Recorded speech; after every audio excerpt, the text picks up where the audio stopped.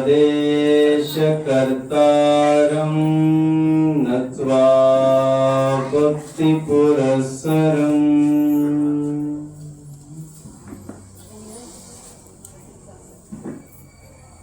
नाहं मनुष्यो न च देवयक्षो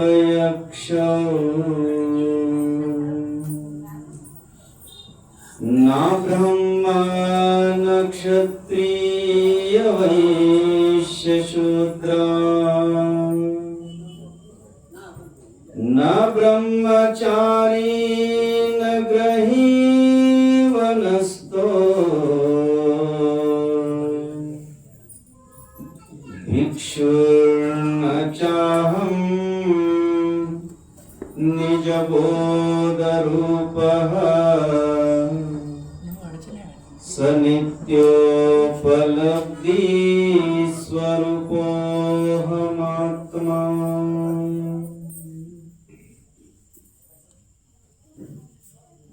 परमाराध्य प्रातः ಸ್ಮರಣೀಯ ಎನ್ನಾರಾಧ್ಯ ಸದ್ಗುರುದೇವನ ಶ್ರೀಚರಣಗಳನ್ನು ಹೃದಯ ಮಂದಿರದಲ್ಲಿ ಸ್ಮರಿಸಿಕೊಂಡು ಮಹಾನ್ ತಪೋನಿಧಿಗಳು ಜಗದೋದ್ಧಾರ ಮೂರ್ತಿಗಳು ಪಾದವಿಟ್ಟ ನೆಲವನ್ನ ಪಾವನಗೊಳಿಸಿರುವ ಜಗದಾದಿ ಜಗದ್ಗುರು ಶ್ರೀ ಕಾಡಸಿದ್ದೇಶ್ವರರ ದಿವ್ಯ ಸನ್ನಿಧಾನಕ್ಕೆ ಅನಂತ ಕೋಟಿ ಪ್ರಣಾಮಗಳನ್ನು ಸಮರ್ಪಣೆ ಮಾಡಿ ಶ್ರೀಮಠದ ಅಸಮತ್ ಗುರು ಪರಂಪರೆಗೆ ಮನೋವಾಕ್ಕಾಯಗಳಿಂದ ವಂದಿಸಿ ಜಗದ್ಗುರು ಶ್ರೀಕೃಷ್ಣ ಪರಮಾತ್ಮನ ದಿವ್ಯ ಪಾದಾರವಿಂದಗಳಿಗೂ ಜಗಜ್ಯೋತಿ ಮಹಾತ್ಮ ಬಸವಣ್ಣನವರ ಶ್ರೀಪಾದ ಪದ್ಮಗಳಿಗೂ ಅನಂತ ಕೋಟಿ ಪ್ರಣಾಮಗಳನ್ನು ಸಮರ್ಪಣೆ ಮಾಡಿ 149ನೆಯ ಮಾಸಿಕ ಕಾರ್ಯಕ್ರಮದ ಪಾವನ ಸಾನ್ನಿಧ್ಯವನ್ನ ಕರುಣಿಸಿರುವ ಪರಮಶಾಂತ ಸ್ವರೂಪಿಗಳು ವೇದಮೂರ್ತಿಗಳಾದ ಪೂಜ್ಯಶ್ರೀ ಗುರುವಯ್ಯ ಮಹಾಸ್ವಾಮಿಗಳ ಶ್ರೀಪಾದ ಪದ್ಮಗಳಿಗೂ ಎನ್ನ ವಿದ್ಯಾಗುರುಗಳ ಚರಣಾರವಿಂದಗಳಿಗೂ ಪ್ರಣಾಮಗಳನ್ನು ಸಮರ್ಪಣೆ ಮಾಡಿ ಈ ಪುಣ್ಯಮಯ ಕಾರ್ಯಕ್ರಮದಲ್ಲಿ ಅಧ್ಯಕ್ಷರಾಗಿ ವೇದಿಕೆಯನ್ನು ಹಂಚಿಕೊಂಡಿರುವಂತಹ ಶ್ರೀಯುತ ಸುರೇಶ್ ಮಲ್ಲಪ್ಪ ಕುಂಬಾರ್ ಶರಣರಲ್ಲಿಯೂ ಉದ್ಘಾಟಕರಾಗಿ ನಮ್ಮೊಂದಿಗಿರುವ ಪೂಜ್ಯಶ್ರೀ ನಿಂಗಪ್ಪ ನಾರಾಯಣ ಬಡಿಗೆ ಗ್ರಾಮದೇವಿ ಅರ್ಚಕರು ಕೊನ್ನೂರು ಪೂಜ್ಯರ ಚರಣ ಕಮಲಗಳಿಗೂ ಅತಿಥಿಗಳಾಗಿ ವೇದಿಕೆಯನ್ನು ಹಂಚಿಕೊಂಡಿರುವ ಶ್ರೀ ಮಾರುತಿ ಪಾಟೀಲ್ ಅವರಲ್ಲಿಯೂ ಶ್ರೀ ಗಜಾನಂದ್ ಕುರುಗೋಡ್ ಅವರಲ್ಲಿಯೂ ಈ ದೇಶವನ್ನ ಕಾಯ್ದು ತಮ್ಮ ಪ್ರಾಣವನ್ನ ಪಣಕ್ಕಿಟ್ಟು ಈ ದೇಶವನ್ನ ಸುರಕ್ಷಿತವಾಗಿ ಇಡಲಿಕ್ಕೆ ಕಾರಣಕರ್ತರು ಯಾರು ಅಂತ ಕೇಳಿದ್ರೆ ನಮ್ಮ ದೇಶದ ಸೈನಿಕರು. ಒಬ್ಬ ರೈತ ನಮ್ಮನ್ನ ಹೊಟ್ಟೆ ತುಂಬಿಸಿದರೆ ಒಬ್ಬ ಸೈನಿಕ ನಾವು ನಿಶ್ಚಿಂತವಾಗಿ ಗಾಢವಾದ ನಿದ್ರೆಯಲ್ಲಿ ಮಲಗುವಂತೆ ತನ್ನನ್ನು ತಾನು ಗಡಿ ಭಾಗದಲ್ಲಿ ನಿಂತು ತನ್ನ ಪ್ರಾಣವನ್ನು ಒತ್ತೆ ಇಟ್ಟು ನಮ್ಮನ್ನೆಲ್ಲ ಕಾಪಾಡಿದ ಒಬ್ಬ ಸೈನಿಕ. ಹಲವಾರು ಸೈನಿಕರ ತರವಾಗಿ ಇವತ್ತು ಸತ್ಕಾರ ಮೂರ್ತಿಯಾಗಿ ನಮ್ಮೊಂದಿಗಿರುವ ನಿವೃತ್ತ ಸೈನಿಕ ಮೆಲ್ಮಟ್ಟಿಯ ಸನ್ಮಾನ್ಯ ಶ್ರೀ ಅಶೋಕ್ ಈರಪ್ಪ ಪ್ರಭುನುಕ್ಕೆ ಸೈನಿಕರಲ್ಲಿಯೂ ಕೂಡ ಶರಣಾರ್ಥಿಗಳನ್ನ ಹೇಳಿ, ಪ್ರಸಾದದ ದಾನಿಗಳು, ಸರಳ ಜೀವಿಗಳು, ಬಹುತೇಕ ಅವರ ಮನೆ ಪರಿಸ್ಥಿತಿ ನೋಡಿದರೆ ನಮ್ಮ ಮನೆ ಪರಿಸ್ಥಿತಿ ಅಷ್ಟು ಸುಧಾರಣೆ ಇಲ್ಲ, ಆದ್ರೂ ಕೊಡ್ಬೇಕನ್ನುವಂತ ವಿಶಾಲ ಹೃದಯ ನಮ್ಮೊಳಗಿಲ್ಲ, ಅವರೊಳಗಿದೆ. ವಿಶಾಲ ಹೃದಯಗಳಾಗಿರ್ತಕ್ಕಂಥ ಶ್ರೀಮತಿ ಸಮಕ್ಕ ಅರ್ಜುನ್ ಇರ್ನಟ್ಟಿ ಶರಣಮಾತೆಯರಲ್ಲಿಯೂ ಇನ್ನೋರ್ವ ಶರಣಮಾತೆ ಶ್ರೀಮತಿ ಮಹಾದೇವಿ ಮಹಾರುದ್ರ ಕರೋಶಿ ಶರಣಮಾತೆಯರಲ್ಲಿಯೂ ಶರಣಾರ್ಥಿಗಳನ್ನ ಹೇಳಿ, ನಮ್ಮ ಸಂತರನ್ನೇ ಆದಿಯಾಗಿ ಇಲ್ಲಿ ಸಮ್ಮಿಲಿತರಾಗಿರುವಂತಹ ಎಲ್ಲ ಶರಣು ತಂದೆ ತಾಯಿಯಂದಿರಲೇ ಮುದ್ದು ಮಕ್ಕಳೇ ತಮ್ಮೆಲ್ಲರಿಗೂ ಶರಣಾರ್ಥಿಗಳು. ಶ್ರೀಮದ್ ಭಗವದ್ಗೀತೆ ಗುಣತ್ರಯ ವಿಭಾಗ ಯೋಗ 14ನೇ ಅಧ್ಯಾಯದ ಉಪಸಂಹಾರಕ ರೂಪವಾಗಿರುವಂತಹ 4 ಶ್ಲೋಕಗಳನ್ನ ಚಿಂತನೆಗಾಗಿ ಇವತ್ತು ಆಯ್ದುಕೊಂಡಿದ್ದೇವೆ. ಅರ್ಜುನ ನಿನ್ನೆ ಪ್ರಶ್ನೆಯನ್ನ ಮಾಡತಕ್ಕಂಥವನಾಗಿದ್ದಾನೆ. ಗುಣಾತೀತನ ಚಿಹ್ನೆ ಯಾವುದು, ಅವನ ಲಕ್ಷಣಗಳೇನು, ಹೇಗೆ ಈ ಜೀವನದಲ್ಲಿ ಆತ ವ್ಯವಹರಿಸುತ್ತಾನೆ? ಕರಿಕೋಟ ಹಾಕೊಂಡಿದ್ರಂದ್ರೆ ವಕೀಲರು ಅಂತೇವೆ, ಬಿಳಿ ಅಪ್ರಾಣ ಹಾಕೊಂಡಿದ್ರೆ ಡಾಕ್ಟರ್ ನರ್ಸ್ ಅಂತೇವೆ, ಹೆಗಲ ಮ್ಯಾಗ ಹಸಿರು ಟವೆಲ್ ಇತ್ತಂದ್ರೆ ರೈತ ಅಂತೇವೆ, ಕಾವಿ ಬಟ್ಟೆ ನೋಡಿ ಸಾಧು, ಕಾಕಿ ಬಟ್ಟೆ ನೋಡಿ ಪೊಲೀಸ್ ಅಂದಂತೆ. ಈ ಗುಣಾತೀತನಿಗೆ ಯಾವ ಚಿಹ್ನೆಯನ್ನು ನೋಡಿ ಈತ ಗುಣಾತೀತ ಅಂತ ನಾನು ನಿರ್ಧರಿಸಬೇಕು? ತುಂಬು ಗರ್ಭಿಣಿಯಾದವಳಿಗೆ ಅನುಮಾನವೇ ಅವಳಂಗ ತಾನೇ ಸೂಚಿಸುತ್ತಿರುವುದು. ನಾ ಗರ್ಭಿಣಿ ಇದೆ ಅಂತ ಅವಳೇನು ಹೇಳಬೇಕಾಗಿಲ್ಲ, ಅವಳ ಅಂಗಗಳು ಗರ್ಭಿಣಿ ಅದಾವಂತ ಸಣ್ಣ ಮಗುವು ಕೂಡ ಚಿಹ್ನೆ ತೋರಿಸ್ತದೆ. ಹಾಗೆ ಇಲ್ಲಿಯ ಗುಣಾತೀತ ಅವನು ಹೇಳೋ ಹಾಗಿಲ್ಲ, ಅವನು ಹೇಳೋದಿಲ್ಲ. ಆದ್ರೆ ನಾನು ಹೇಗೆ ಗುರುತಿಸಬೇಕು? ಯಾವ ಚಿಹ್ನೆಗಳ ಆಧಾರದ ಮೇಲೆ ಈತ ಗುಣಾತೀತ, ಈತ ಜೀವನ್ಮುಕ್ತ ಜ್ಞಾನಿ ಅಂತ ನಾನು ಹೇಗೆ ಗುರುತಿಸಲಿ? ಯಾವ ಚಿಹ್ನೆಗಳನ್ನ ನೋಡ್ಲಿ? ಪ್ರತ್ಯಕ್ಷವಾಗಿ ಯಾವ ಚಿಹ್ನೆಗಳು, ಪ್ರತ್ಯಕ್ಷ ಪರೋಕ್ಷವಾಗಿರುವಂತಹ ಜ್ಞಾನಿಯ ಚಿಹ್ನೆಗಳು ಯಾವುವು ಅಂತ ಪ್ರಶ್ನೆ ಮಾಡಿದಾನೆ. ಅದಕ್ಕೆ ಉತ್ತರವನ್ನ ಭಗವಂತ ಕೊಡ್ತಾ ಇದ್ದಾನೆ. ಶ್ರೀ ಭಗವಾನ್ ವಾಚ ಪ್ರಕಾಶಂ ಚ ಪ್ರವೃತ್ತಿಂ ಚ ಮೋಹಮೇವ ಚ ಪಾಂಡವ ನ ದ್ವೇಷ್ಟಿ ಸಂಪ್ರವರ್ತಾನಿ ನ ನಿವೃತ್ತಾನಿ ಕಾಂಕ್ಷತಿ. ಕೇಳು ಅರ್ಜುನ, ಯಾವ ಸ್ವಭಾವಗಳು ಆ ಗುಣಾತೀತದಲ್ಲಿ ಇರ್ತಾವೆ ಅಂತ ಕೇಳಿದರೆ, ಸತ್ವಗುಣ ಪ್ರಕಾಶದಿಂದ ಕೂಡಿದ್ದು, ರಜೋಗುಣ ಕಾರ್ಯ ಪ್ರವೃತ್ತಿಯಿಂದ ಕೂಡಿದ್ದು, ತಮಗುಣ ಪ್ರಮಾದ ಆಲಸ್ಯಗಳಿಂದ ಕೂಡಿದ್ದು. ಈ 3 ಗುಣಗಳು ಬಂದಾಗ, ಅವನ ಅಂತಃಕರಣದಲ್ಲಿ ಬಂದಾಗ, ಇವು ಯಾಕೆ ಬಂದು ಅಂತ ಅವುಗಳನ್ನ ದ್ವೇಷ ಮಾಡಂಗಿಲ್ಲ. ಇವು ಬಂದರೆ ಹೋಗ್ಲಿ ಅಂತ ಅವನ ಹಠ ಇಲ್ಲ, ಹೋದ್ರೆ ಅವು ಬರಲಿ ಅಂತ ಇಚ್ಛಾ ಇಲ್ಲ. ಯಾಕೆ ಹಾಗಿಲ್ಲ? ಅಂತಃಕರಣವೇ ಅವನಿಗಿಲ್ಲ. ಅವನಿಗೆ ಅಂತಃಕರಣ ಇಲ್ಲವೇ ಇಲ್ಲ. ಸೂಕ್ಷ್ಮ ಶರೀರ ಯಾವಾಗ ಪರಿಶುದ್ಧವಾದ ಜ್ಞಾನವನ್ನ ಮಾಡಿಕೊಂಡಿದೆಯೋ ಆಗಲೇ ಅದು ಸತ್ತು ಹೋಗಿದೆ. ಪ್ರಾರಬ್ಧ ಕರ್ಮಾನುಸಾರವಾಗಿ ಸ್ಥೂಲ ಶರೀರ ಅದು ಬದುಕೊಂಡಿದೆ. ಆ ಸ್ಥೂಲ ಶರೀರದಲ್ಲಿರುವಂತಹ ಸೂಕ್ಷ್ಮ ಶರೀರ ಅಜ್ಞಾನದಿಂದ ನಿವೃತ್ತಿಯಾಗಿದೆ. ಜ್ಞಾನದಿಂದ ಅದೇನಾಗಿದೆ ಅಂದ್ರೆ ಮುಕ್ತ ಆಗಿಬಿಟ್ಟಿದೆ. ಆ ಮುಕ್ತ ಅವಸ್ಥೆಯಲ್ಲಿರುವಂತವನಿಗೆ ಅಂತಃಕರಣದೊಳಗೆ ಬರುವಂತಹ ಸುಖ, ದುಃಖ, ರಾಗ, ದ್ವೇಷ, ವಾದದ್ದಕ್ಕೂ ಬರ್ಬೇಕಂತ ಇಚ್ಛಾ ಇಲ್ಲ. ಬಂದದ್ದಕ್ಕೆ ಯಾಕೆ ಬಂದು ಅಂತ ದ್ವೇಷ ಮಾಡಂಗಿಲ್ಲ. ಬರುವಂತ ಸುಖ ದುಃಖಗಳಿಗೆ ಆತ ಅತೀತನಾಗಿರ್ತಾನೆ, ಸಾಕ್ಷಿಯಾಗಿರ್ತಾನೆ. ಇದು ನ ದ್ವೇಷ್ಟಿ ಸಂಪ್ರವಾರ್ತಾನಿ ನ ನಿವೃತ್ತಾನಿ ಕಾಂಕ್ಷತಿ. ಬರ್ಲಿ ಅಂತ ಅಪೇಕ್ಷೆ ಇಲ್ಲ, ಹೋಗ್ಲಿ ಅಂತ ಅದರ ಮೇಲೆ ದ್ವೇಷ ಇಲ್ಲ. ಸಾಧಕ ಅವಸ್ಥೆಯಲ್ಲಿ ದ್ವೇಷ ಮಾಡಬೇಕಂತೆ. ದುರ್ಗುಣಗಳು, ಈ ಪ್ರಮಾದ ಆಲಸ್ಯಗಳು, ಸಂಸಾರದಲ್ಲಿರುವಂತಹ ಕಾರ್ಯಕ್ಷಮತೆ ನನಗೆ ಬೇಡ ಅಂತ ಸಾಧಕ ಅವಸ್ಥೆಯಲ್ಲಿ ಇಚ್ಛಾ ಪಡಬೇಕಂತೆ.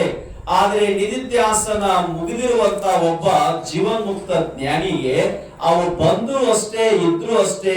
ಅವು ಇದ್ರು ಅವನಿಗೆ ಸಂಬಂಧ ಇಲ್ಲ, ಹೋದ್ರೂ ಚಿಂತಿಲ್ಲ, ಬಂದ್ರೆ ಅದಕ್ಕೆ ದುಃಖ ಇಲ್ಲ. ಸಾಧಕ ಮಾತ್ರ ಇವು ನನಗೆ ಬರಬಾರ್ದಂತಾನೆ ಅನ್ನೋದು ಯೋಗ್ಯವೇ? ಸಾಧಕನಿಗೆ ನಿಧಿಧ್ಯಾಸನ ಯಾವುದು ಕರ್ತವ್ಯ ಇನ್ನೂ ಮುಗಿದಿಲ್ಲವೋ ಅವರು ಕಡ್ಡಾಯವಾಗಿ ಇಂಥ ಯಾವ ಪ್ರಮಾದ ಆದರ್ಶಗಳು ನನಗೆ ಬರಬಾರದು, ಬಂದಾಗ ನಾನು ಜಾಗರೂಕನಾಗಬೇಕಂತ ವಿವೇಕದ ದ್ವಾರ ಬಂದ ಪ್ರಮಾದ ಆದರ್ಶಗಳನ್ನ ಅವ ಹಿಮ್ಮಟ್ಟುತ್ತಾನೆ, ಅದನ್ನ ದೂರೀಕರಿಸ್ತಾನೆ. ಅದಕ್ಕೋಸ್ಕರವಾಗಿ ಶಾಂತಿ ಪಥವನ್ನ ಅವಲಂಬಿಸ್ತಾನೆ, ಧ್ಯಾನ ಪೂಜಾದಿಗಳನ್ನ ಅವಲಂಬಿಸ್ತಾನೆ, ಜಪ ತಪಾದಿಗಳಿಗೆ ಶರಣಾಗತಿ ಆಗುತ್ತಾನೆ. ಅದು ಅವನಿಗಿದೆ.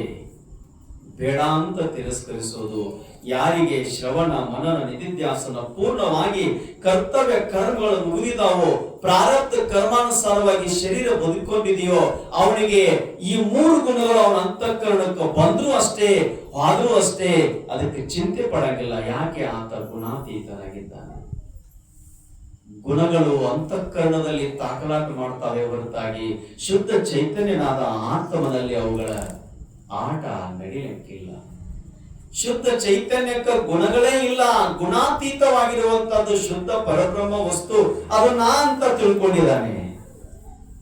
ಅದು ನಾ ಅಂತ ತಿಳ್ಕೊಂಡಿರ್ತಕ್ಕಂಥ ಪರಬ್ರಹ್ಮ ಜ್ಞಾನಿ ಹೇಗಾಗಿದೆ ಅಂತ ಕೇಳಿದ್ರೆ, ಒಂದು ಅವಸ್ಥೆಯಲ್ಲಿ ಶುಕ್ತಿಯಲ್ಲಿ ರಜತ ಕಂಡಿದೆ, ಶಿಂಪಿ ಒಳಗ ನಮಗ ಬೆಳ್ಳಿ ಕಂಡಿದೆ. ಯಾವಾಗ ಕಂಡಿದೆ? ಅಜ್ಞಾನದೊಳಗ. ಮಂದ ಬೆಳಕಿನೊಳಗ ಶಿಂಪಿಯೊಳಗ ಬೆಳ್ಳಿ ಕಂಡಿದೆ. ಬೆಳಕಿನೊಳಗ ಸಿಂಪಿ ಇದು ಬೆಳ್ಳಿ ಅಲ್ಲ ಅನ್ನುವಂತ ಜ್ಞಾನ ಆಗಿದೆ. ಮಂದ ಬೆಳಕಿನೊಳಗ ಹಗ್ಗದೊಳಗ ಹಾವ ಕಂಡಿದೆ. ಯಾವಾಗ ಕಂಡಿದೆ? ಮಂದ ಬೆಳಕಿನೊಳಗ ಕಂಡಿದೆ. ಪ್ರಕಾಶದೊಳಗ ಬೆಳಕಿನೊಳಗ ಅದು ಕಂಡಿಲ್ಲ. ಹಾಗೆ ಸಿಂಪಿಯಲ್ಲಿ ಕಂಡಿರುವಂತ ಬೆಳ್ಳಿ ಆಗಲಿ, ಹಗ್ಗದಲ್ಲಿ ಕಂಡಿರುವಂತ ಹಾವಾಗಲಿ, ಇವೆಲ್ಲ ಪ್ರಮಾದ ಅಜ್ಞಾನದ ದೋಷದಿಂದ ತೋರಿದಾವೆ. ಅಜ್ಞಾನವನ್ನು ಕಳ್ಕೊಂಡಿರ್ತಕ್ಕಂಥ ಪರಬ್ರಹ್ಮ ಸ್ವರೂಪಿಯಾದ ಗುಣಾತೀತನಿಗೆ ಈ ದೇಹ ಭಾವ, ಈ ಮಿಥ್ಯಾ ಪ್ರಪಂಚದ ಮೇಲಿರ್ತಕ್ಕಂಥ ಮಿಥ್ಯತ್ವದ ನಿಶ್ಚಯ ಆಗಿ ಸತ್ಯದ ಅಪರೋಕ್ಷ ಜ್ಞಾನ ಮಾಡಿಕೊಂಡಿರ್ತಕ್ಕಂಥ ಜೀವನ್ಮುಕ್ತ ಜ್ಞಾನಿ ಈ ದೇಹವನ್ನ ಸುಮ್ಮನೆ ಪ್ರಾರಬ್ಧಕ್ಕೆ ಒಪ್ಪಿಸಿ ಸುಮ್ಮನೆ ಲೀಲಾಜಾಲವಾಗಿ ಜೀವಗಳ ಉದ್ಧಾರಕ್ಕೋಸ್ಕರವಾಗಿ ತನ್ನ ಬದುಕನ್ನು ಸಾಗಿಸ್ತಿರ್ತಾನೆ. ಎಲ್ಲರಂತೆ ಉಣ್ತಾನೆ, ಎಲ್ಲರಂತೆ ಬಟ್ಟೆ ತೊಡುತ್ತಾನೆ, ಎಲ್ಲರಂತೆ ಊರಿಂದೂರಿಗೆ ಹೋಗ್ತಾನೆ. ಆ ಗುಣಗಳು ಬಂದಾಗ ಅವುಗಳಿಗೋಸ್ಕರವಾಗಿ ಪ್ರಯತ್ನ ಮಾಡಿ ಬರಬಾರ್ದಂತ ಅನ್ನಂಗಿಲ್ಲ, ಓದೋದಕ್ಕಾಗಿ ಬರ್ಲಿ ಅಂತ ಪ್ರಯತ್ನ ಮಾಡಂಗಿಲ್ಲ. ಯಾಕೆ? ಆ ಅಂತಃಕರಣವೇ ನನಗಿಲ್ಲ ಅಂದ ಮೇಲೆ ಅಂತಃಕರಣದೊಳಗೆ ಮಾತ್ರ ಗುಣಗಳಿರ್ಲಿಕ್ಕೆ ಜಾಗ ಅನ್ನುವಂತ ನಿಶ್ಚಯ ಆಗಿರ್ತದೆ. ಇದು ಚಿಹ್ನೆ ಮೊದಲನೇದು. ಅರ್ಜುನ ಆತ ದ್ವೇಷ ಮಾಡಂಗಿಲ್ಲ, ಆಕಾಂಕ್ಷೆ ಮಾಡಂಗಿಲ್ಲ, ಹೋದ ಗುಣಗಳು ಬರ್ಲಿ ಅಂತ ಆಕಾಂಕ್ಷೆ ಮಾಡಂಗಿಲ್ಲ. ನನಗೆ ಯಾವತ್ತು ಸತ್ವಗುಣ ಬರ್ಲಿ ಅಂತ ಇಚ್ಛಾ ಪಡಂಗಿಲ್ಲ. ನನ್ನಿಂದ ಇವೆಲ್ಲ ಹೋಗ್ಲಿ, ನನಗೆ ತಮಗುಣ ಬಂದಿದೆ ಎಂದು ಹೋಗ್ಲಿ ಅಂತ ದ್ವೇಷ ಮಾಡಂಗಿಲ್ಲ. ಯಾಕೆ? ಗುಣಗಳು ಅಂತಃಕರಣದ ಧರ್ಮ, ನನ್ನ ಧರ್ಮ ಅಲ್ಲ. ಸತ್ತು ಚಿತ್ತು ಆನಂದ ನಿತ್ಯ ಪರಿಪೂರ್ಣನಾಗಿರ್ತಕ್ಕಂಥವನಿಗೆ ಗುಣಗಳೇ ಇಲ್ಲ, ಅವನಿಗೆ ಅವಸ್ಥೆಗಳೇ ಇಲ್ಲ. ಅವನು ಸದಾ ನಿತ್ಯ ಮುಕ್ತನಾಗಿದ್ದಾನೆ. ಅರ್ಜುನ ಈ ರೀತಿಯಾಗಿ ದ್ವೇಷ ಆಕಾಂಕ್ಷೆ ಇಲ್ಲ ಅಂದ್ರೆ ಅವನು ಗುಣಾತೀತ ಅಂತ ತಿಳ್ಕೊ. ಅವನ ಆಚರಣೆ ಹೇಗಿರುತ್ತದೆ? ಸೂಕ್ಷ್ಮವಾಗಿರುವಂತ ಈ ಅಂತಃಕರಣದ ನಿಲುವು, ಬುದ್ಧಿಯ ನಿಲುವು ನನಗೆ ಗೊತ್ತಾಗ್ಲಿಲ್ಲ ಅಂದ್ರೆ ಇನ್ನು ಯಾವ ಆಚರಣೆಯನ್ನ ನೋಡಿ ಅವ ಗುಣಾತೀತ ಅನ್ಲಿ ಅಂತ ಕೇಳಿದ್ರೆ, ಈ ಜಗತ್ತಿನೊಳಗ ಆಗು ಹೋಗುಗಳಿಗೆ ಗುಣಗಳು ಬಂದಾಗ, ಸಿಟ್ಟು ಬಂದಾಗ, ಮಂದತನ ಬಂದಾಗ, ಕಾಯಕದಲ್ಲಿ ಪ್ರವೃತ್ತಿಯಾದಾಗ ಉದಾಸೀನನಾಗಿರುತ್ತಾನೆ. ಆ ಉದಾಸೀನನಾಗಿರುವಂತ ಬುದ್ಧಿಯನ್ನ ನೋಡಿ ನೀ ಏನ್ ಅಂದುಕೋ ಅಂತ ಕೇಳಿದ್ರೆ ಈತ ಗುಣಾತೀತ ಅಂದುಕೋ. ಉದಾಸೀನ ಯಾವುದಕ್ಕೆ ಉದಾಸೀನ? ರಾಗ ದ್ವೇಷ ರಹಿತತ್ವಂ ಇತಿ ಉದಾಸೀನತ್ವಂ. ರಾಗ ದ್ವೇಷ ಇಲ್ಲದೆ ಇರ್ತಕ್ಕಂಥ ಸ್ಥಿತಿಯ ಉದಾಸೀನ ಅಂತ ಕರೀತಾರೆ. ಸಾಕ್ಷಿ ಕೊಲೆ ಮಾಡ್ಕೊಂಡವ, ಕೊಲೆ ಆದವ ಸತ್ತು ಹೋಗಿದ್ದಾನೆ, ಕೊಲೆ ಮಾಡಿದವ ಆರೋಪಿಯಾಗಿ ಪೊಲೀಸರ ಕೈಗೆ ಸಿಕ್ಕಿದ್ದಾನೆ. ಆ ವ್ಯವಹಾರ, ಕೊಲೆ ಅನ್ನುವಂತ ವ್ಯವಹಾರ ನೋಡಿದವ, ಅವ ಕೊಲೆನೂ ಮಾಡಿಲ್ಲ, ಕೊಲೆ ಮಾಡೋನ ಜೊತೆಗೆ ಕೈ ಮಿಲಾಯಿಸಿಲ್ಲ, ಸತ್ತವ್ರ ಕುಟುಂಬಿನೂ ಅಲ್ಲ, ಸಾಕ್ಷಿಯಾಗಿ ನಿಂತು ನೋಡಿದಾನೆ. ಹಾಗೆ ಸಾಕ್ಷಿಯಾಗಿ ನಿಂತು ನೋಡೋವನಿಗೆ ಉದಾಸೀನತೆ ಅಂತ ಕರೀತಾರೆ. ಉದಾಸೀನ ಸಾಕ್ಷಿ ಚೇತ ಕೇವಲ ನಿರ್ಗುಣಶಃ. ಆ ಪರಬ್ರಹ್ಮ ವಸ್ತು ಹೇಗಿದೆ ಅಂತ ಕೇಳಿದ್ರೆ ಸಾಕ್ಷಿಯಾಗಿದೆ, ಉದಾಸೀನವಾಗಿದೆ. ಕೇವಲ ಕೈವಲ್ಯ ಭಾವಃ ಇತಿ ಕೇವಲಂ, ಸದಾ ಮುಕ್ತ ಸ್ವರೂಪವಾಗಿದೆ. ನಾವು ಗೊತ್ತಿಲ್ಲ, ನಮ್ಮ ನಿಮ್ಮೆಲ್ಲರ ಅಂತರ ಆತ್ಮ ಅದು ನಿತ್ಯ ಮುಕ್ತ, ಅದು ಪರಬ್ರಹ್ಮ ಪರಶಿವ ನಮಗ್ ಗೊತ್ತಿಲ್ಲದೆ. ಯಾಕೆ ಗೊತ್ತಿಲ್ಲ? ಗೊತ್ತು ಮಾಡಿಕೊಳ್ಳೋ ಸಂಘ ಮಾಡಿಲ್ಲ, ನಮಗ್ ಗೊತ್ತಿಲ್ಲ. ಸಂತ ಹೇಳ್ತಾನೆ, ದೇವ आहे तुझा पासे पण तू जागा चुकला रे. देव आहे तुझा पासे पण तू जागा चुकलासे. ದೇವರು ನಿನ್ನೊಳಗೆ ಇದ್ದಾನೆ, ನಿನ್ನ ಹತ್ರನೇ ಇದ್ದಾನೆ, ನೀ ಅವನನ್ನು ನೋಡುವಂತ ಜಾಗ ಮಾತ್ರ ಬದಲು ಮಾಡಿದೀಯ. ಜಾಗ ಬದಲು ಮಾಡಿ ಎಲ್ಲಿದ್ದಾನೆ ದೇವರು ಅಲ್ಲಿ ಇಲ್ಲಿ ರಿಸರ್ವೇಶನ್ ಮಾಡ್ತಾ ಇದೀಯ. ಮಾಡು. ಅದಕ್ಕೆ ದೇವರ ಹುಡುಕಲಿಕ್ಕೆ ನಿನ್ನೊಳಗೆ ದೇವರಿದ್ರೂ ಕೂಡ ಅದನ್ನ ನೋಡಲಾರದೆ ಇರ್ತಕ್ಕಂಥ ಕಣ್ಣಿದ್ದರೂ ಕುರುಡ, ಕಣ್ಣಿದ್ದರೂ ಕುರುಡ, ವಿವೇಕ ಇದ್ದರೂ ಅವಿವೇಕ. ವಿವೇಕ ಜಾಗೃತಿ ಎಲ್ಲಿ ಆಗ್ತದೆ? ಎಲ್ಲಿ ಆಗ್ತದೆ? ಸಂತರ ಸಂಘದೊಳಗಾಗ್ತದೆ. ಬಿನು ಸತ್ಸಂಗ ವಿವೇಕನ ಹೋಗಿ ಪುಣ್ಯ ಪುಂಜ ವಿನ ಮಿಲಹೀನ ಸಂತ. ಒಬ್ಬ ಸಂತ, ಒಬ್ಬ ಸದ್ಗುರು ಸಿಗ್ಬೇಕಂದ್ರೆ ಪುಣ್ಯ ಇದ್ರೆ ಒಬ್ಬ ಸದ್ಗುರು, ಒಬ್ಬ ಸಂತ ಸಿಗ್ತಾನಂತೆ. ಸಂತ ಸಿಕ್ಕ ಅಂತಂದ್ರೆ ಬಿನು ಸತ್ಸಂಗ ವಿವೇಕನ ಹೋಯಿ, ಅವ ಸಿಕ್ಕ ಅಂದ್ರೆ ವಿವೇಕ ಜಾಗೃತ ಆಗ್ತದಂತೆ. ಆ ವಿವೇಕಿ ಅಂತಾನೆ, ನಾ ಎಲ್ಲಿದನೋ ಅಲ್ಲಿ ಪರಮಾತ್ಮ ಪರಿಪೂರ್ಣವಾಗಿ ತುಂಬಿದ್ದಾನೆ. ಎಲ್ಲಾ ಕಡೆ ಪೂರ್ಣವಾಗಿರುವಂತ ಪರಮಾತ್ಮನನ್ನ ಪರಿಚಿನ್ನವಾದ ಗರ್ಭಗುಡಿಯೊಳಗೆ ನಾನು ನೋಡಿದ್ದೆ ಅಂತಂದ್ರೆ ನನಗೆ ಅಜ್ಞಾನಿ ಅಂತಾನೆ ಅಂತಾನೆ. ಈತ ಸುಜ್ಞಾನಿ, ಗುಣಾತೀತ, ಕೇವಲ ಸಾಕ್ಷಿ, ಚೇತ, ಕೇವಲ ನಿರ್ಗುಣಶ್ಚಃ. ಈ ಭಾವದೊಳಗಿರ್ತಕ್ಕಂಥವನಿಗೆ ದೇಹ, ಇಂದ್ರಿಯ, ವಿಷಯ, ಮನಸ್ಸು ಇವ್ಯಾವುದರ ಪರಿವನು ಅವನಿಗೆ ಸಂಬಂಧ ಇಲ್ಲ. ಈ ಪ್ರಪಂಚ ಒಂದು ದೃಶ್ಯವಾಗಿದೆ.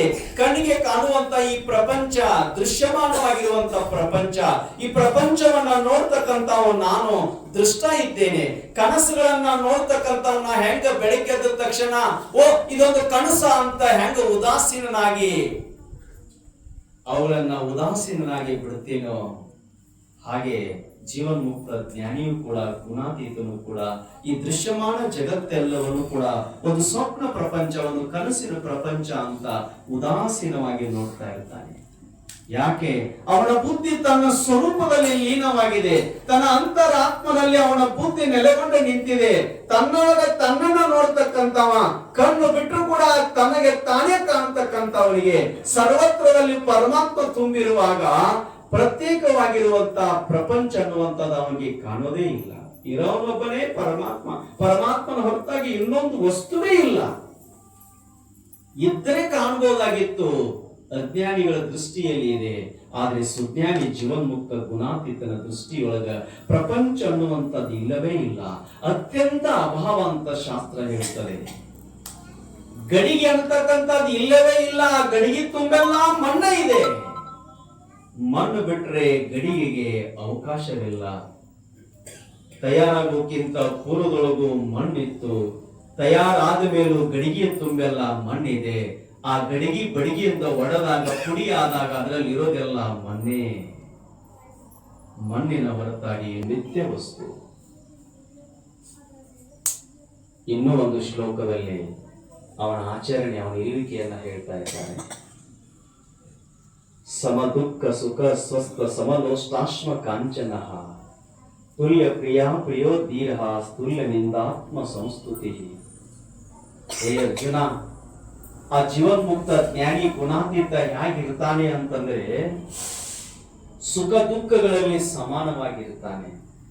ಅವನ ಜೀವನದೊಳಗೆ ಸುಖದ ಘಟನೆಗಳೇ ಹೆಂಗ ಬಂದಾಗ ಉದಾಸೀನವಾಗಿರ್ತಾನೋ ಹಾಗ ಅಹಿತಕರ ಘಟನೆಗಳಾದಾಗ ಕೂಡ ಉದಾಸೀನವಾಗಿರ್ತಾನೆ. ಆಗನೂ ಕೂಡ ಅತಿ ಸಂತೋಷ ಆಗಿಲ್ಲ, ಈಗ ಅತಿ ದುಃಖಿ ಆಗೋದಿಲ್ಲ, ಉದಾಸೀನವಾಗಿರ್ತಾನೆ. ಸುಮ್ಮನೆ ಮುಖ ಸಪ್ಪದು ಮಾಡಿದವರಂತೆ ಅವ್ರ ಮುಂದೆ ನಾಟಕ ಮಾಡ್ತಾನೆ ಹೊರತಾಗಿ ನಿಜಕ್ಕೂ ಅವ ವಿಶಿಷ್ಟ ಆಗಿ ದುಃಖಿ ಆಗಂಗಿಲ್ಲ. ಇದು ಮೊದಲನೇ ಲಕ್ಷಣ. ಸ್ವಸ್ಥ, ತನ್ನ ಸ್ವರೂಪದ ಸ್ಥಿತಿಯಲ್ಲಿ ಜ್ಞಾನ ನಿಷ್ಠೆಯಲ್ಲಿ ಸ್ವಸ್ಥನಾಗಿರುತ್ತಾನೆ. ತುಕೋಬಾ ತಾಂಬ ಕರೆದು ನಿಂತ. ಒಂದು 10-20 ಕಬ್ಬುಗಳಿಂದ ಕೂಡಿರುವಂತ ಆ ಕಟ್ಟನ್ನ ಹೊರಿಸಿಕೊಟ್ಲು. ತುಕೋಬಾ, ನಿನ್ನ ಕುಟುಂಬದವರಿಗೆಲ್ಲ ಇದೆ, ಕುಂತ ತಿಂದ್ರಿಪ್ಪ, ತಗೊಳ್ಳಿ. ಒಂದು ಕಬ್ಬಿನ ಶೂಡು 10-20 ಇರಬಹುದು. ತಗೊಂಡು ತುಕೋಬಾ ಬರ್ತಾ ಇದ್ದಾನೆ. ಹಾದಿಯೊಳಗ ದೇಹದೊಳಗ ತುಕಾರಾಮನ ನೋಡಿದ ಎಲ್ಲ ಆಡೋ ಮಕ್ಕಳಂತಾವ್, ಕಾಕ ಮಲ ಯಜ್ಞ, ಮಲ ಯಜ್ಞ ಕಾಕ. ಯಾವ್ಯಾವ ಮಕ್ಳು ಕೇಳ್ತಾವೋ, ಒಂದು ಮಕ್ಳು ಕೇಳಿ ಅಂತಂದ್ರ ಒಂದಕ್ಕೆ ಕೊಟ್ಟು ಒಂದಕ್ಕೆ ಇಲ್ಲ ಅನ್ಲಿಲ್ಲ, ಯಾರ್ಯಾರು ಕೇಳ್ತಾವ ಎಲ್ಲರಿಗೂ ಕೊಟ್ಕೋತ್ ಬಂದ. ಮಣಿಗೆ ಮುಟ್ಟದ್ರೊಳಗಾಗಿ ಬರೀ ಒಂದ ಗಳ ಕೀರ್ತನ್ ಮಾಡಕ್ ಹೋಗಿ ಒಂದ ಕಬ್ಬು ತಗೊಂಡ್ಬಂದಿ ಅಂದ್ರು. ಜೀಜಾಬಾಯಿ 20 ಕಬ್ಬು ಕೊಟ್ಟಿದ್ರು. ಮತ್ತೇನ್ ಮಾಡಿದೆ? ಹಾಡ್ಯಾಗ ಆಡೋ ಮಕ್ಕಳು ಕೇಳಿದ್ರು, ಆಶೆಯಿಂದ ಕೊಟ್ನಿ. ಮನ್ಯಾಗ 3 ಮಕ್ಕಳದಾವ ಅನ್ನೋದು ನಿನಗೆ ಚಿಂತಿಲ್ಲ. ಕೊಟ್ಟು ಕಬ್ಬಿನ ಶೂಡಿ ಎಲ್ಲ ಖಾಲಿ ಮಾಡಿಕೊಂಡು ಬಂದಿ. ಒಂದು ಕಬ್ಬು ತಗೊಂಡು ಏನ್ ಮಾಡ್ಲಿ? 3 ಮಕ್ಕಳದಾವ ಅಂತ ತಿಳ್ಕೊಂಡು ಜೀಜಾಗ ಸಿಟ್ಟು ಬಂದ ಅವನ ನಡದ ಮ್ಯಾಗ ಬಡದ್ರ ಆಕೆ ಕೈಯಾಗ ಒಂದು ತುಕುಡಿ ಬಿತ್ತು. ಮುಂದ್ ಬಿದ್ದಿರುವಂತಾವ್ 2 ತುಕುಡಿಯಾಗಿ ಬಿದ್ದು, ಒಟ್ಟಿಗೆ ಕೈಯಾಗಿ ಒಂದು ಹಿಡ್ಕೊಂಡು ಬಿದ್ದುದು 3 ತುಕುಡಿ. ತುಕಾರಾಮ್ ಅಂತಾನ, ಈ ಯೋಚನೆ ಬರ್ಲಿಲ್ಲ ಅವಳಿ ನನಗ, ನಾನಾ 3 ತುಕುಡಿ ಮಾಡ್ಕೊಂಡು ಬರ್ಲಿಲ್ಲ. ಪಾಂಡುರಂಗ ನಿನ್ನ ಕರೀದ 3 ತುಕುಡಿ ಮಾಡಿ 3 ಮಕ್ಕಳಿಗೆ ಒಂದೊಂದು ಕೊಟ್ಟಲ್ಲ. ಎಂತ ಕೃಪಾಲು ಅದಾನು ನನ್ನ ಪಾಂಡುರಂಗ. ಎಷ್ಟು ನನ್ನ ಮ್ಯಾಗ ಅವನ್ ಕಳ್ಕಳಿ. ಆಕೆ ಅಂದು ಶಿವುಡು ಗಂಟ್ಲೆ ಬರ್ತಿದ್ವು, ಅದ್ರ ಚಿಂತೆ ನನಗಾದ್ರೆ ಒಂದ್ರಾಗ 3 ಮಾಡಿ ಕೊಟ್ಟದಕ್ಕೆ ಪಾಂಡುರಂಗ ದೊಡ್ಡ ಉಪಕಾರ ಸ್ಮರಣೆ ಮಾಡ್ತಾ ಇದ್ದೀಯಲ್ಲ. ಆಗ ಅವಲಿ ಪಾಂಡುರಂಗ ಒಂದ ಕೊಟ್ಟಿದಾನ ಅನ್ನೋದಕ್ಕಿಂತ 3 ಕೊಟ್ಟಿದಾನಂದ್ರೆ ಎಷ್ಟು ಸಂತೋಷ ಆಗ್ತೈತಿ. 1 ಅನ್ನೋದಕ್ಕಿಂತ 3 ಅಂದ್ರೆ ಎಷ್ಟು ಆನಂದ. ಕೊಡು, 3 ಮಕ್ಕಳಿಗೆ ಒಂದೊಂದು ಕೊಡು. ನಾನು ನೀನು ಕೇಳ್ತಾಳ ಅವಲಿ. ತಿನ್ನು ಮಕ್ಕಳ ತಿನ್ನೋದನ್ನು ನೋಡಿ ಸಂತೋಷ ಪಡೋದಷ್ಟೇ. ಮಕ್ಕಳು ಉಂಡ್ರ ತಾಯಿ ಬಹಳ ಸಂತೋಷ ಪಡ್ತಾನೆ. ಮಳೆ ಆದ್ರ ತಂದೆ ಬಹಳ ಸಂತೋಷ ಪಡ್ತಾನೆ. ಮಳೆ ಆಗಬೇಕಂತ, ಬಹಳ ಮಳೆ ಆದ್ರ ಕೆಟ್ಟಲ್ಲ, ಮಗ ಬಿಡ್ತು ಮುಂಡ್ರೆ ಕೆಟ್ಟಲ್ಲ. ಮಕ್ಕಳು ಉಣ್ಣೋದನ್ನ ನಾವು ನೋಡಿದ್ರೆ ನಮ್ಗೆ ಆನಂದ ಆಗ್ತೈತಲ್ಲ, ಈ ಆನಂದದಿಂದ ಹೊಟ್ಟಿ ತುಂಬಿಕೊಂಡು ಬಿಡುತ್ತೆ. ಎಂತ ಭಾವಿ ಅಲ್ಲಿ ಕೊಟ್ಟಾಗ ಹೆಂಗಿತ್ತು, ನಡದ ಮ್ಯಾಗ ಎತ್ತಿಗಳಿಂದ ಬಡಿಸ್ಕೊಂಡಾಗ ಸಹಿತ ಅದ ಭಾವ, ಅದೇ ಭಾವನೆ. ಸಿದ್ಧಾರೂಢರಿಗೆ ತೇರಿನ್ಯಾಗ ಕುಣಿಸಿದಾರು. ತೇರಿನ್ಯಾಗ ಕುಣಿಸಿದಾಗ ಎಲ್ಲಾರು ಕಾರಿಕ್ ಹಾರಿಸಿ ಸಿದ್ಧಾರೂಢ ಮಹಾರಾಜಕಿ ಜೈ ಅಂತ ತೇರು ಎಳೆದ ಭಕ್ತರು ಸಂತೋಷ ಪಡುವಾಗ ಒಬ್ಬ ಸೇರ್ಲಾರ್ದವ ಕಾಲಾಗಿನ ಚರ್ಮದ ಚಪ್ಪಲ್ ತಗೋದು ಒಗದ. ಸಿದ್ಧಾರೂಢರು ಎದಿಗ್ ಬಂದು ಬಡಿತು. ಒಗದವನ ಕಡೆನ ಎಲ್ಲರೂ ಮುಖ ಆಯ್ತು. ಇದ್ದವರೆಲ್ಲ ಹೋಗಿ ಅವನ ಹಾಕ್ಯಾಕೊಂದು ಬಡಿಯುವಾಗ ಸಿದ್ಧಾರೂಢರು ಮ್ಯಾಲಿಂದ ಕೂಗಿದ್ರತ್ತ, ಅವನು ಬಡದ್ರ ನನ್ನ ಬಡದಂಗ್ರು. ಯಪ್ಪ ಬಡಿಬೇಡ್ರಿ ಅವನು. ಯಪ್ಪ ಕಾರಿಕ ಹಾರಿಸಿ ಸಂತೋಷ ಪಡುವಂತ ಸಂದರ್ಭದೊಳಗ ಕಾಲಾಗಿನ ಕಾಲ್ಮರಿ ಒಗಿತಾನಂದ್ರ ಇವ್ರಿಗೆ ನಿನ್ನ ಮ್ಯಾಗ ದ್ವೇಷ ಬುದ್ಧಿ ಹೋಗಿಲ್ಲ, ಅವ್ರು ಬಿಡಂತೀಯಲ್ಲೋ ಅಂತಂದಾಗ ಕಾರಿಕ ಯಾಕೆ ಹಾರಿಸಿಲ್ಪ? ಕಾರಿಕ ಹಾರಿಸಿ ನಿನಗೆ ಜೈಘೋಷ ಮಾಡೋ ನಮಗೆ ಆನಂದ ಆಗ್ತೈತಿಪ್ಪ. ನಿಮ್ಗೆ ಕಾರಿಕ ಹಾರಿಸಿದ್ರೆ ಆನಂದ ಆಗ್ತಿದ್ರೆ ಅವ್ನಿಗೆ ಕಾಲ್ಮರಿ ಹಾರಿಸಿದ್ರೆ ಆನಂದ ಆಗ್ತೈತು. ಅವನು ಕಾಲ್ಮರಿ ಹಾರಿಸಿದ ಆನಂದಕ್ಕಾಗಿ, ನೀವು ಕಾರಿಕ ಹಾರಿಸಿದರೆ ಆನಂದಕ್ಕಾಗಿ. ಇಬ್ರು ಆನಂದ ಪಡುವಾಗ ಅವನು ನನ್ನ ಮುಂದೆ ಅವನು ಪಡೆದ್ರೆ ನನಗೆ ಎಷ್ಟು ತಳಮಳ ಆಗಬಾರ್ದು. ಯಪ್ಪ ನಿನ್ನಂತ ಅವತಾರ ಹಿಂದೂ ಆಗ್ಲಿಲ್ಲ ಮುಂದೂ ಆಗ್ಲಿಲ್ಲ ಅಂತಂದ ತಾವ್ ಕಾಲ್ಮರಿ ಹೋಗದ. ಯಾಕೆ? ನಿನ್ನ ಕೊಲ್ಲಾಕ ಬಂದ ಒಂದು ಸಹಿತ ಅವನು ಕ್ಷಮಾ ಮಾಡ್ತಾನಪ್ಪ ಅಂತಂದ್ರೆ ಜ್ಞಾನಿಯಲ್ಲಿರುವಂತ ಚಿಹ್ನೆ ಲಕ್ಷಣಗಳನ್ನ ನಾವು ಸ್ಮೃತಿಯಲ್ಲಿ ಕೇಳಿದ್ವಪ್ಪ, ಪ್ರತ್ಯಕ್ಷ ತೋರಿಸಿದಪ್ಪ ಅಂತ ತಿಳ್ಕೊಂಡು ಅವ ನಮಸ್ಕಾರ ಮಾಡುವಾಗ ಒಗದಾಗ ಎಷ್ಟು ಪ್ರೀತಿ ಇತ್ತೋ ಅವ ಕ್ಷಮ ಕೇಳುವಾಗ ಕೂಡ ಅಷ್ಟ ಪ್ರೀತಿಯನ್ನು ಮಾಡಿದರಂತೆ. ತುಲ್ಯ ನಿಂದ ಸ್ತುತಿ ಧೀರ ತುಲ್ಯ ನಿಂದಾತ್ಮ ಸಂಸ್ಕೃತಿ. ರಾಗಿಲ್ಲ, ದ್ವೇಷ ಇಲ್ಲ, ತಂದು ಕೊಟ್ಟಾಗ ಸಂತೋಷ ಆಗ್ಬೇಕನ್ನೋದಿಲ್ಲ, ಕೊರತೆ ಆದಾಗ ದುಃಖ ಪಡ್ಬೇಕಂತ ಇಲ್ಲ. ತುಕ್ಕಪ್ಪನ ಅವನ ಹೆಂಡತಿ ಬೇದ್ಲು. 3 ಹೊತ್ತು ಸಿದ್ಧಾರೂಢ ಆಶ್ರಮದಾಗ ಸೇವಾ ಮಾಡ್ಕೋತ ಕಾಲ್ ಕಳಿತಿ, ಮನ್ಯಾಗ ಕಟ್ಕೊಂಡ ಹೆಂಡ್ರ ಮಕ್ಕಳ ಬದುಕು ಹೆಂಗ ಅನ್ನೋದು ನಿಮಗೆ ಅರಿವಿಲ್ಲ ಅಂತ ಬೈದು ಕಳಿಸಿದ್ದು. ಸಿದ್ಧಾರೂಢ ಮಠಕ್ಕೆ ಅದನ್ನು ತಲೆಯಾಗ ಹಾಕೊಳ್ಳಾರ್ದ ಬಂದಿದ್ದ. ಸೇವಾ ಮಾಡಾಕತ್ತಿದ್ದ. ಕೈಲಾಸ ಮಂಟಪ ಕಟ್ಟುವಂತ ಪ್ರಸಂಗದೊಳಗೆ ಅಕ್ಕಲಕೋಟೆಯ ಮಹಾರಾಣಿ ಚಾಮಲಾದೇವಿ 1 ಕಿಲೋ ಬಂಗಾರದ ಗಂಟು ತಂದು ಸಿದ್ದಾಡಪ್ಪನ ಪಾದಕ್ಕಿಟ್ಲು. ಯಪ್ಪ, ಮಠ ಕಟ್ಟಾಕತ್ತಿದೆವು, ಇದಕ್ಕೆ ಖರ್ಚು ಬೇಕಾಗ್ತೈತಿ, ಈ ಬಂಗಾರ 1 ಕಿಲೋ ಬಂಗಾರ ಐತಿ, ಇಟ್ಕೋಯಪ್ಪ ಅಂದು ಪಿತಾಂಬರ್ ಉಟ್ಕೊಂಡು ಬಂದಿರ್ತಕ್ಕಂಥ ತಲೆ ಮ್ಯಾಗ ಗಚ್ಚ ಹೊರಾಕ್ ಪಾದಾಕಿ. ತುಕಪ್ಪ ಬಾಳು, ನೀನು ಹೆಂಡತಿ ನಿನಗೆ ಬಡತನ ಐತೆ ಅಂತ ಬೈದು ಕಳಿಸಿದಾಳು, ಮಠಕ್ಕೆ ಹೋಗ್ಬೇಡ ಅಂತೇಳಿ. ತಗೋ, ಇದನ್ನ ತಗೊಂಡ್ರೆ ನೀನು ಬಡತನ ದೂರ ಆಗ್ತೈತಿ, ತಗೋ ಅಂತಂದಾಗ ಸಿದ್ದಾಡಪ್ಪ ತುಕಾಪ ಹೇಳಿದತ್ತ, ನಿನ್ನ ಸನ್ನಿಧಾನಕ್ಕೆ ಬಂದ ಮ್ಯಾಲ ನಾನು ಬದುಕ ಬಂಗಾರ ಮಾಡಿದೀಯಪ್ಪ, ಎಂದಿದ್ದ ನಾನ್ ನಾಶ ಆಗುವಂತ ಬಂಗಾರ ತಗೊಂಡು ನಾ ಏನ್ ಮಾಡ್ಬೇಕಪ್ಪ, ಎಂದಿದ್ದ ನಾಳೆ ನಾಶ ಆಗುವಂತದ್ದು ಎಷ್ಟು ಕೊಟ್ರ ಅವ್ರಿಗೆ ಸಮಾಧಾನ ಆಗುತ್ತೆ, ನಿಮಗಲ್ವಾ?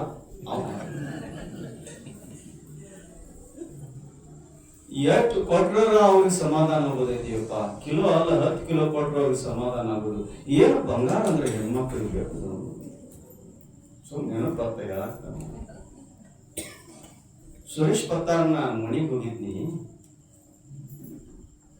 ಒಬ್ಬ ತತ್ವಜ್ಞಾನಿಯಲ್ಲಿ ಪರೋಪಕಾರಕ್ಕಾಗಿ ಆ ತಾಯಿ ಕೊಟ್ರ ಅದನ್ನ ಕೊಡಾಕ್ ಹೋದ್ರ ತಗೊಲಿಲ್ಲ, ಒಬ್ಬ ಶಿಷ್ಯ ತಗೊಲಿಲ್ಲ.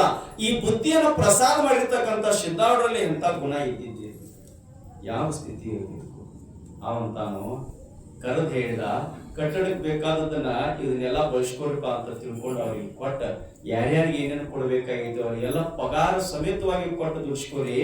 1 ದಿನದ ಕೆಲಸ ಅಲ್ಲ, 2 ದಿನದ ಕೆಲಸ ಅಲ್ಲ, ಇದು 6 ತಿಂಗಳ ಗಂಟೆ ನಡೆಯುವಂತ ಕೆಲಸ ಐತಪ್ಪ ಅಂತ ತಿಳ್ಕೊಂಡು ಅವ್ರಿಗೆಲ್ಲ ಪಗಾರ ಕೊಡ್ರಿ ದುಡ್ದವ್ರಿಗೆ ಅಂತ ತಿಳ್ಕೊಂಡು ಎಲ್ಲರಿಗೂ ಹಂಚಿ ಕುಲ್ಲ ಆಗಿಬಿಟ್ರಿ. ಬಂದೈತೆ ಅಂದ್ರೆ ನಾಳೆಗೆ ಬೇಕತ್ತ ಇಟ್ಕೊಂಡಿಲ್ಲ ಪುಣ್ಯ.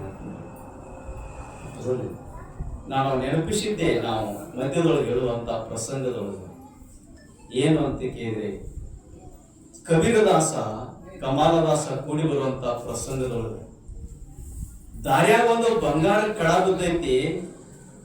ಕಮಾಲ ಮಗ ಹಿಂದುಳದಾನು, ಕಮಾಲ ತಂದೆ, ತಮಾಲ ಮುಂದೆ ಬಂದಾನು, ಕಬೀರ್ ಹಿಂದುಳ್ದಾನ. ತಮಾಲನ ಮಗ ಕಬೀರ, ಕಬೀರನ ಮಗ ಕಮಾಲ. ಇಷ್ಟು ಲಕ್ಷ ಕೊಡ್ರಿ. ತಮಾಲನ ಮಗ ಕಬೀರ, ಕಬೀರನ ಮಗ ಕಮಾಲ. ಬಾಳ ಮಂದಿ ಕಮಾಲನ ಮಗ ಕಬೀರ್, ಕಮಾಲನ ಮಗ ಕಬೀರ, ಕಬೀರನ ಮಗ ಕಮಾಲ. ಕಬೀರನ ತಂದೆ ತಮಾಲ. ತಮಾಲ ತಂದೆ ಮುಂದೆ ಹೋಗುವಾಗ ಬಂಗಾರದ ಕಡ ನೋಡಿದ, ನನ್ನ ಮಗ ಹಿಂದೆ ಬರಾಕತೈತಿ, ಬಂಗಾರ ಕಡ ನೋಡಿದ ತಗೊಳ್ಳೋ ಬುದ್ಧಿ ಬಂದಿತ್ತ ತಿಳ್ಕೊಂಡು ಅದ್ರ ಮ್ಯಾಗ ಕಾಲೇ ಮಣ್ಣು ಮುಚ್ಚಿದ. ಅದನ್ನ ಕಬೀರ್ ಹಿಂದೆ ನಿಂತಿದ್ದಲ್ಲ ಅದನ್ನ ನೋಡಿದ್ದ. ಬಂದ ಜೋಡಾದ ಮುಂದ ಅದನ್ನ ಅಲ್ಲಿಗೆ ಅದೇನ ಕಣ್ಣು ಅಷ್ಟು ನೋಡ್ಲಿಲ್ಲ ಅವ. ಅದನ್ನ ದಾಟಿ ಅಪ್ಪನ ಕೂಡ ಕುಡ್ಕೊಂಡ, ಯಪ್ಪ ಅಲ್ಲೇನು ಕಾಲೇ ಮುಚ್ಚಿದಂಗ ಆಗ್ತಲೋ ಅಂತಂದ. ನೋಡಿದೇನೋ ಯಪ್ಪ, ನೋಡ್ನಿಯಪ್ಪ ಅಂದವ. ಏನ್ ನೋಡಿದಿ? ನಿಮ್ಮ ಮಣ್ಣು ಮುಚ್ಚುದನ್ನ ನೋಡ್ನಿ, ಇನ್ನು ಸುಳ್ಳು ಹೇಳಬಾರ್ದ. ಯಪ್ಪ ಒಂದಲ್ಲಿ ಬಂಗಾರದ ಕಡ ಬಿದ್ದಿತ್ತು, ನನಗ ಅದೇನ ಮಾಯಾ ಮಾಡ್ಲಿಲ್ಲ, ನನ್ನ ಮಕ್ಕಳು ಮೋಹಿತರನ್ನಾಗಿ ಮಾಡಬಾರ್ದು ಅಂತ ತಿಳ್ಕೊಂಡು ಅದ್ರ ಮ್ಯಾಗ ಮಣ್ಣು ಮುಚ್ಚಿದ್ಯಪ್ಪ ಅಂತಂದ. ಯಪ್ಪ ಆ ಬಂಗಾರಿಯಿಂದ ನಿನಗೆ ಬಂಗಾರದಂಗ ಕಾಣಕತೈತಿ, ಅದು ಮಣ್ಣು ಯಪ್ಪ ಅಂದ. ಅದು ಮಣ್ಣು ಯಪ್ಪ, ನಿನ್ನ ತಲೆಯಾಗಿನ್ನ ಬಂಗಾರ ಬಂಗಾರದಂಗ ಕಾಣತೈತಿ ಅಪ್ಪಗ ಅಂದಂಗ ಮಣ್ಣು ಅದ. ಯಪ್ಪ ನಿನ್ನ ಆಶೀರ್ವಾದದಿಂದ ಪ್ರಭು ರಾಮನ ಕೃಪೆಯಿಂದ ಕಬೀರ್ ಹೇಳಿದ ಮನುಷ್ಯ ರೀ, ಮೊಹಮ್ಮದಿಯ ಕಬೀರ. ರಾಮನ ಮ್ಯಾಗ ಎಷ್ಟು ನಿಷ್ಠಾ ನೋಡ್ರಿ ಅವನು. ರಾಮ್ ರಾಮ್ ರಾಮ್ ಸ್ವಭಾವಕಾದವ ರಾಮ್ ರಾಮ್. ಅವಂಗ ರಾಮ್ ಅಂದ್ರೆ ಬೇರೆ ಅನ್ಸಿಲ್ಲ, ರಹೀಮ್ ಅಂದ್ರೆ ಬೇರೆ ಅನ್ಸಿಲ್ಲ, ಅಲ್ಲಾ ಅಂದ್ರೆ ಬೇರೆ ಅನ್ಸಿಲ್ಲ, ಅಲ್ಲಂ ಅಂದ್ರೆ ಬೇರೆ ಅನ್ಸಿಲ್ಲ. ಸರ್ವತ್ರದಲ್ಲಿ ಒಂದನೇ ನೋಡುವಂತ ಬುದ್ಧಿ ಇತ್ತು ಕಬೀರನಿಗೆ. ಕಬೀರ ಸೂಜಿ ಪುಣಿಸುವಾಗ ಸೂಜಿ ಪುಣಿಸದೇ ಇದ್ದಾಗ ಅವಾಗ ಒಂದಿಷ್ಟು ಸಿಟ್ಟು ಬಂದು ಅವಾಗ ಏನ್ ಮಾಡಿದ್ರ ಹಲ್ಲಿನೊಳಗೆ ಹಾಕಿ ಗೀರಿ ಆ ನಂತರ ಪೂಣಿಸಿದ ಬಳಕ ನೆನಪಾತು. ಪುಣಿಸುವಾಗ ರಾಮನಲಾರ್ಬೇಕಾಗಿ ಜೋರು ಧ್ವನಿ ತೆಗೆದಳಾಕ. ಕಬೀರನ ಮಗ ಅಲ್ಲಿ ಒಳಗಿದ್ದ ಕಮಾಲ ಒಳಗಿದ್ದ. ಕಬೀರನ ಮಗ ಕಮಾಲ ಒಳಗಿದ್ದ, ನಮ್ಮ ಅಪ್ಪ ಇನ್ನತನ ರಾಮ್ ಅನ್ಕೋತ ಅರಿವು ಹೊಲಿತಿದ್ದ. ಯಾಕಳಾತನಂತ ಓಡಿ ಬಂದ. ಯಪ್ಪ ಯಾಕಳಾಕೈತೋ, ಏನಾಯ್ತು ನಿನಗ? ಸೂಜಿ ಏನಾರ ಚುಚ್ಚುತ್ತೇನೋ, ಬಾಳ ತಡಿಲಾರ್ದಂಗ ನೋವಾಗ್ತೇನೋ ಯಪ್ಪ ಅಂದ. ಇಲ್ಲೋ ರಾಮ್ ಅನ್ಲಿಲ್ಲೋ ನಾನು. ಮತ್ ಈಗ ಅನಾಕತ್ತಿದಿಲ್ಲೋ, ಹಿಂದೂ ಅನಾಕತ್ತಿದ್, ಈಗ ಅನಾಕತ್ತಿದಿಲ್ಲ. ಇಲ್ಲೋ ಕಮಲ, ಸೂಜಿ ಕುಣಿಸುವಾಗ ಸೂಜಿ ದಾರ ಲಘು ಹೋಗ್ಲಿಲ್ಲ. ಆ ಸಂದರ್ಭದವ್ರ ಬಾಯ ಒಳಗೆ ಇಟ್ಕೊಂಡು ಒಂದಿಷ್ಟು ಉಗುಳು ಹಚ್ಚಿ ಜಿಗಿ ಮಾಡಿ ಕುಣಿಸುವಾಗ ರಾಮ ಅಣಲಿಲ್ಲ. ಒಂದು ಕ್ಷಣ ಅಣಲಾದಿರುವಂತ ಕ್ಷಣದೊಳಗ ನನ್ನ ದೇಹ ಹೋಗ್ತಿತ್ತಂದ್ರ ರಾಮ ಅಣದ ಹೋಗ್ತಿತ್ತಲ್ಲೋ ಇದ, ರಾಮ ಅಣಲಾದ ಹೋಗ್ತಿತ್ತಲ್ಲೋ ಇದ. ಅದಕ್ಕ ಸೂಜಿ ಕುಣಿಸುವಾಗ ರಾಮ ಅಣ್ಣಿರು, ಅದಕ್ಕೆ ನನಗೆ ನೆನಪು ಬಂದು ಕಣ್ಣ ನೀರು ಬಂದು ಅಂತ ಅಂದ ಮನುಷ್ಯ ಕಬೀರ. ಈ ರಾಮನಾಮಸ್ಮರೊಳಗೆ ಹಿಂಗ ಇಷ್ಟ ಇದ್ದಾವ. ಅವ್ರ ಅಪ್ಪಗ ತಮಾನಿಗೆ ಹೇಳಿದ, ಯಪ್ಪ ನಿನ್ನ ಕೃಪೆಯಿಂದ ರಾಮನ ನಾಮಸ್ಮರಣೆಯಿಂದ ಇದಕ್ಕೇನು ಕೊರತೆ ಇಲ್ಲ, ಬಾಯಿಲ್ಲ ಅಂತ ತಿಳ್ಕೊಂಡು ಒಂದು ದೊಡ್ಡ ಕಲ್ಲು ಬಂಡಿ ಮುಂದೆ ನಿಂತ. ಅವ್ರ ಅಪ್ಪನ ಮುಂದೆ ಆ ಕಲ್ಲು ಬಂಡಿ ಮ್ಯಾಗ ಸುಸು ಮಾಡಿದ. ಆ ಕಲ್ಲು ಬಂಡಿ ಬಂಗಾರದಾತ್ರಿ.